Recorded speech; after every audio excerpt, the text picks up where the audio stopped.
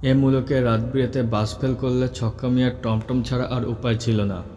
ঝড় বৃষ্টি হোক, মহাপ্রলয় হোক, রাতের বেলা ভীমরুল গদাইতলা 10 মাইল পিচের সড়কে যদি কষ্ট করে একটু দাঁড়িয়ে থাকা যায়, ছক্কা মিয়ার টমটমের দেখা মিলবেই মিলবে। অন্ধকার ঝড় বৃষ্টির মধ্যে প্রথমে ঠাউর হবে এক চিলটে আলো, তারপর আলোটা এগিয়ে আসবে, আর এগিয়ে আসবে মেঘের ডাকাডাকি যতই হোক। কানে বাজবে অদ্ভুত এক আওয়াজ, টংলং টংলং টংলং। বিদ্যুতের আলোয় হঠাৎ চোখে পড়বে কালো এক এক্কা গাড়ি, তেরপলের চৌকো একটা টোপর চাপানো, সামনে কালো এক মূর্তি, আর নড়বড় করে দৌড়ানো এক টাট্টু। মুখে কিছু বলার দরকার নেই, ছক্কা মিয়ার টমটম সওয়ারি দেখা মাত্রই থেমে যাবে। তখন এক লাফে পেছনে তেরপল চালিয়ে চৌকো টোপরে ঢুকলেই নিশ্চিন্ত। আবার টলতে টলতে চলতে থাকবে ছক্কা মিয়ার টমটম, টংলং টংলং।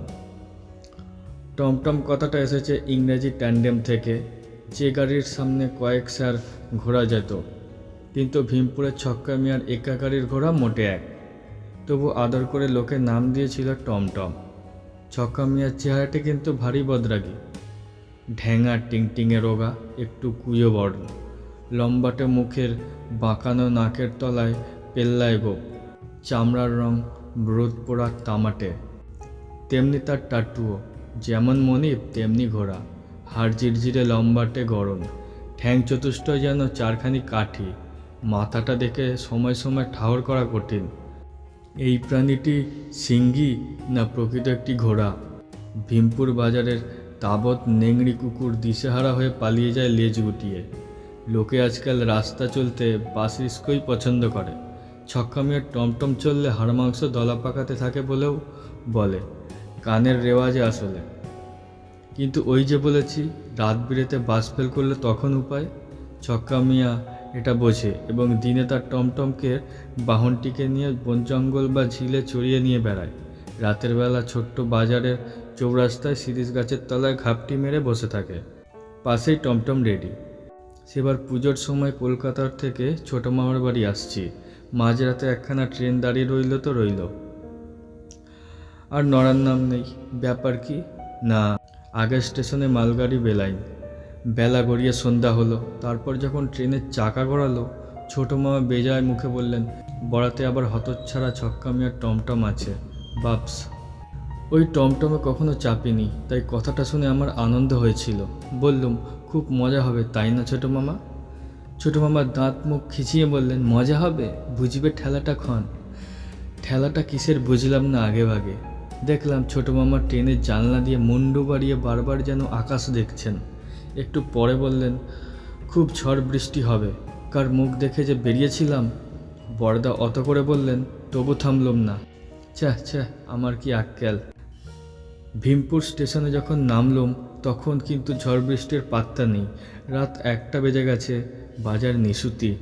চৌমাথায় শিরিষতলায় গিয়ে দেখি ছক্কা মিয়ার টমটম দাঁড়িয়ে আছে। বলা কওয়া নেই, দরদস্তুর নেই। ছোটো মামা টমটমের পিছন দিয়ে তিরপল তুলে ঢুকে ডাকলেন, হাঁ করে দেখছিস কি, উঠে আয়। এক্ষুনি একগাদা লোক এসে ভালো জায়গা দখল করে ফেলবে যে। ভেতরে খড়ের পুরো গাদার উপর তিরপল পাতা, কেমন একটা বিচ্ছিরি গন্ধ, অন্ধকারও বটে, যেন এক গুহায় ঢুকেছি। সামনে সরে গিয়ে ছোটো মামা পর্দাটা ফাঁক করে রাখলেন। একটু পরে আরও জনা 2 লোক ভেতরে ঢুকে পড়ল। সে এক ঠাসাঠাসি অবস্থা। আর তারপরই আচমকা চিক্কুর ছেড়ে মেঘ ডাকলো এবং সনসন করে এসে গেল একটা জোরালো হাওয়া। ছোটো মামা বললেন, ওই যা বলেছিল হলো তো? ছক্কা মিয়া সামনের আসন থেকে ঘোষণা করলো, আরাম করে বসুন বাবুমশাইরা, এবার রওনা দিই। আর ঘোড়াটাও মেঘের সঙ্গে পাল্লা দিয়ে ছিহি ছিহি ডাক ছেড়ে যখন পা বাড়ালো, তখন টের পেলাম কেন ছোটো মামা বাপস বলে মুখখানা তুম্ব করেছিলেন। সত্যি বাপস, হাড়গোড় মরমরিয়ে ভেঙে যাবার দাখিল। বাইরে হাওয়ার হইচই আর মেঘের হাঁকডাক যত বাড়ছে, ছক্কা মিয়ার ঘোড়াটাও তত যেন তেজি হয়ে উঠেছে। একটু পরেই দরদরিয়ে বৃষ্টির ফোঁটা টপ্পরের তেরপলে পড়তে শুরু করলে ছোটো মামা ফাঁকটুকু বন্ধ করে দিলেন। আমি তখন অবাক। ছক্কা মিয়া বাইরে বসে চাবুক হাঁকাচ্ছে, ওর বৃষ্টির ছাদ লাগবে না?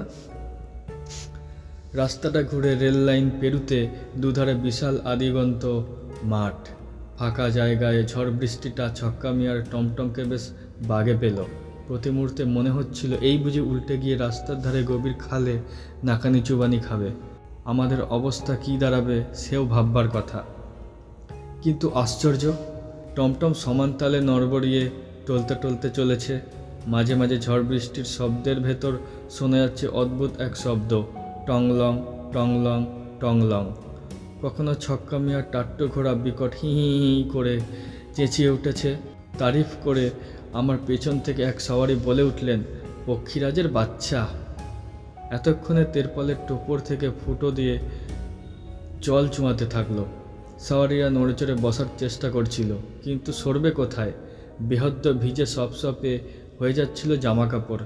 এক সময় ছোট মামা হঠাৎ বাঁচখাই চেঁচিয়ে বললেন, আহ, হচ্ছে কি মশাই? আমার ওপর পড়ছেন কেন?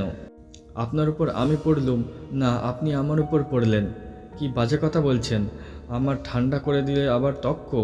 আপনি মানুষ না বরফ? আমি বরফ, আপনি তো বরফ। ইস, কি ঠান্ডা, হাড় অবধি জমে গেল, দেখছেন না? আমার পিছনের সওয়ারি চাপা খিক হেসে আমার কানের উপর বললেন, ঝগড়া বেঁধে গেছে, বরাবর যায়, বুঝলেন তো মশাই? ছক্কা মিয়ার টমটমের এই নিয়ম, খিক। এমন বিদঘুটে হাসি কখনো শুনিনি, কিন্তু এর শ্বাস প্রশ্বাসও যে বরফের মতো হিম। বললুম, ইস, একটু সরে বসুন না, বড্ড ঠান্ডা করে যে। লোকটা ভারী অদ্ভুত। সে ওই বিদঘুটে খিক হাসতে হাসতে আরও যেন ঠেসে ধরল আমাকে। চেঁচিয়ে উঠলাম, ছোট মামা। কিন্তু ছোট মামার কোনো সাড়া পেলাম না। টোপরের ভেতরটা ঘন অন্ধকার। ফের ডাকলুম, ছোট মামা, কোথায় তুমি? লোকটা সেই খিক হাসির মধ্যে বলল, আর ছোট মামা বড় মামা, মামারা এখন রাস্তার মধ্যে কুস্তি করছে। হতভম্ব হয়ে হাত বাড়িয়ে ছোট মামাকে খুঁজলাম। সুটকেসটা হাতে ঠেকলো, কিন্তু সত্যি ছোট মামা নেই। তারপর পেছনের দিকে চোখ পড়ল, ওদিককার পর্দাটা যেন ফর্দাফাই। বৃষ্টির ছাঁট এসে ঢুকছে। আমি প্রচণ্ড চেঁচিয়ে বললাম, ছক্কা মিয়া, গাড়ি থামাও। পেছনের সওয়ারি ফের সেই বিদঘুটে হেসে উঠল। এবার আমি সামনের পর্দা সরিয়ে ছক্কা মিয়ার ভেজা জামাটা খামচে ধরলাম। গাড়ি থামাও বলছি। এতক্ষণে যেন ছক্কা মিয়া আমার কথা শুনতে পেল। ঘুরে বলল, কি হয়েছে বাবুমশাই? ছোট মামা পড়ে গেছেন কোথায়? ছক্কা মিয়া বলল, বালাই ষাট, পড়বেন কোথায়? ঠিকই আছেন, খুঁজে দেখুন না। নেই, তুমি গাড়ি থামাবে কিনা বলো। সামনে একটা মন্দির আছে, সেখানে থামাবো। ছক্কা মিয়া চাবুক নেড়ে ঘোড়াটাকে খুঁচিয়ে দিয়ে বলল, যেখানে সেখানে থামলে ঝড় বৃষ্টিতে কষ্ট পাবেন বাবু মশাই, বুঝলেন না? ওইখানে থামিয়ে আপনার ছোট মামাকে খুঁজবেন বরঞ্চ। মন্দিরের আটচালার সামনে গাড়ি দাঁড়ানোর সঙ্গে সঙ্গে আমি ছক্কা মিয়ার পাশ দিয়ে লাফ দিলাম। তারপরে আটচালায় ঢুকে পড়লুম। বুদ্ধি করে ছোট মামার সুটকেস আর আমার কিট ব্যাগটাও দু হাতে নিয়েছিলাম। কিন্তু আটচালায় ঢোকার সঙ্গে সঙ্গে দেখলাম ছক্কা মিয়ার টমটম বৃষ্টির মধ্যে আচমকা গড়াতে শুরু করেছে। ঘোড়াটা চিহি ডাকে তেমনি নড়বড়ে পায়ে দৌড়াতে লেগেছে। আমি ফ্যাল করে তাকিয়ে রইলুম। মুখে কথাটি পর্যন্ত ফুটল না। ভারী অদ্ভুত লোক তো ছক্কা মিয়া। এখন ঝড়টা প্রায় কমে এসেছে। বৃষ্টি সামান্য পড়ছে। নির্জন আটচালায় দাঁড়িয়ে আছি। প্যান্ট শার্ট ভিজে চপচপ করছে। প্রায় কেঁদে ফেলার অবস্থা আর কি। কিছুক্ষণ পরে বিদ্যুতের আলোয় দেখি কে যেন আসছে। আমি চেঁচিয়ে উঠলুম, কে? ছোট মামার সাড়া এলো, অন্তু নাকি রে? আমি কাঁদো গলায় বললুম, হ্যাঁ। তোমার কি হয়েছিল ছোট মামা? ছোট মামা আটচালায় ঢুকে বললেন, কি হবে আবার, যা হবার তাই হয়েছিল। তবে ব্যাটাকে এবার যা জব্দ করেছি, আর কখনো ছক্কা মিয়ার টমটমে ভুলেও চড়তে আসবে না। ছোট মামা আমার কাছে সুটকেসটা দেখে খুশি হয়ে বললেন, জানতুম তুই ঠিকই নেমে পড়ে আমার অপেক্ষা করবি কোথাও। কিন্তু লোকটা কোথায় রইল? হাসলেন ছোট মামা। ওকে তুই লোক বলছিস এখনও? ওটা কি লোক নাকি? তবে কে, বুঝলি নে? ওর ঘাড়ে একটা চন্দ্রবিন্দু বসিয়ে দে, তাহলে বুঝবি। থাকবে, এখন রাতবিরেতে ও নিয়ে আলোচনা করতে নেই। ব্যাপারটা কি জানিস অন্তু? রাতবিরেতে অমন দু একজন সাওয়ারি ছক্কা মিয়ার টমটমে উঠে পড়বে। তারপর কি করবে জানিস? অন্ধকারে ঘাড় মটকানোর তাল করবে। যেই টের পেয়েছি আমার পেছনের লোকটার মতলব কি, অমনি ওকে ঠেলে ফেলে দেবার চেষ্টা করেছি। কিন্তু ব্যাটা পড়বার সময় ऐसा টান মেরেছে যে আমি ওর সঙ্গে তেরপলের ফাঁক দিয়ে নিচে পড়েছি। তারপর ছোট মামা, তারপর আর কি? ঝড় বৃষ্টির মধ্যে রাস্তায় কুম্ফু জুডো যা সব একদিন কষ্ট করে শিখেছি চালিয়ে গেল। এক প্যাচে ওকে এমন করে ছুড়লুম যে একেবারে 20 ফুট গভীর খাদে গিয়ে পড়ল। এতক্ষণ কোনো বাজপড়া ন্যাড়া গাছের ডগায় বসে হিঁপিয়ে হিঁপিয়ে কাঁদছে। ছোটো মামা হাসতে হাসতে গায়ের জামা খুলে নিংড়ে নিলেন। তারপর বললেন, ঘন্টা 3 কাটাতে পারলেই ফার্স্ট বাস পেয়ে যাব। জামাটা নিংড়ে নে, ব্যাগ থেকে তোয়ালে বের করে নে, ট্যাস বাপস। আমি শুধু ভাবছিলাম, তাহলে আমাদের পিছনের সাউরিও কি লোক নয়? সেই লোকটিও কি আমার ঘাড় মটকানোর তালে ছিল, অন্য লোকটার মতো? আমার মুখ দিয়ে ছোটো মামার প্রতিধ্বনি বেরিয়ে এলো, বাপস। ছক্কা মিয়ার টমটমে আর তারপর আর ভুলেও চাপবার কথা ভাবতুম না। কিন্তু বছর 10 পরে, যখন কিনা আমি পুরোপুরি সাবালক, এক রাতে ভীমপুর স্টেশনে নেমে শুনলাম লাস্ট বাস চলে গেছে। স্টেশন বাজার তখন নিঝুম, সময়টা শীতের, আকাশে এক টুকরো চাঁদও আছে, কিন্তু কুয়াশার ভেতর তার দশা বেজায় করুণ। একটা চায়ের দোকান খোলা ছিল। শীতের রাত 12টায় চাওলা সবে ঝাঁপ ফেলার জোগাড় করছিল। আমাকে দেখে তার বুঝি দয়া হলো, 1 কাপ চা খাইয়ে দিল। শেষে বলল, বাবুমশাই, তাহলে যাবেন কিসে গদাইতলা? কিসে আর যাব, বরং দেখি যদি ওয়েটিং রুমে কাটানো যায়। চাওলা মুচকি হেসে বলল, ছক্কা মিয়ার টমটমেও যেতে পারেন। ছক্কা মিয়ার টমটমের কথা ভুলেও গিয়েছিলাম। সেবার ঝড় বৃষ্টি ছিল কম। ছোটো মামাও বড় গল্পে মানুষ ছিলেন। হন হন করে চৌমাথা চলে গেলুম। গিয়ে দেখি শিরিষতলায় আগুন জেলে বসে আছে সেই আদি অকৃত্রিম ছক্কা মিয়া। পাশেই তার টমটম তৈরি, ঘোড়াটা স্থির হয়ে দাঁড়িয়ে আছে। শীত বাঁচাতে তার পিঠের এক টুকরো চটের জামা। বললুম, গদাইতলা যাবে নাকি ছক্কা মিয়া? ছক্কা মিয়া ইশারায় টমটমে চড়তে বলল। আজ আর কোনো সওয়ারি এলো না দেখে আশ্বস্ত হওয়া গেল। টমটম তেমনি নড়বড় করে চলতে শুরু করলো। ঘোড়াটাও বিকট চিহি ডাকতে ভুলল না। অবিকল সব আগের মতোই আছে। এমনকি ছক্কা মিয়ার পেল্লায় গোপটাও ভোল বদলায়নি। আর সে অদ্ভুত ঘন্টার শব্দ, টংলং টংলং টংলং। কনকনে ঠান্ডা হাওয়া তেরপলের ঘেরাটোপের ছেঁদা দিয়ে আঙুল ঢুকিয়ে উত্তক্ত করছিল। জড়সড়ো হয়ে কোনা ঘেঁষে রইল। সামনের মোটা ছেঁদা দিয়ে বাইরের কুয়াশা মাখা জ্যোৎস্নায় ঝিম ধরা মাঠ চোখে পড়ছিল। গাছগুলো আগাপাশতলা কুয়াশার আলোয়ান চাপিয়েছে, আর মাথায় পড়েছে কুয়াশার টুপি। টুকরো চাঁদখানা ছেঁড়া ঘুড়ির মতো একটা ন্যাকড়া তালগাছের ঘাড়ে আটকে গেছে দেখতে পাচ্ছিলাম। মাইলটাক চলার পর রাস্তার ধার থেকে কে বাঁচকাই হাঁক ছাড়ল, রোকো রোকো। অমনি টমটম থেমে গেল। ঘোড়াটাও সবার মতো সামনে 2 ঠ্যাং তুলে একখানা চিহি ছাড়ল। তারপর ছক্কা মিয়ার গলায় শুনলাম, দারোগাবাবু নাকি? সেলাম সেলাম। মুখ বাড়িয়ে দেখি বিশাল এক ওভারকোট পরা মূর্তি। সাইকেল নিয়ে দাঁড়িয়ে আছেন কোনো এক দারোগাবাবু। বললেন, রোসো। সাইকেলখানা তুলে দিলেন। তারপর যখন টপ্পরের ভেতরে ঢুকলেন, মনে হলো ভূমিকম্প হচ্ছে। ঢুকেই আমাকে টের পেয়ে চমকানো গলায় বলে উঠলেন, কে কে? বললুম, আমি আমি আমি কি মানুষের নাম হয় নাকি? বলে দারোগাবাবু টর্চ জেলে সন্দিগ্ধ দৃষ্টিতে আমাকে দেখে নিলেন। নামধাম বলতেই হলো। পুলিশের লোক বলে কথা। সব শুনে উনি বললেন, আমি আপনাদের গদাইতলা থানার চার্জে, কিন্তু আপনাকে কখনো দেখিনি।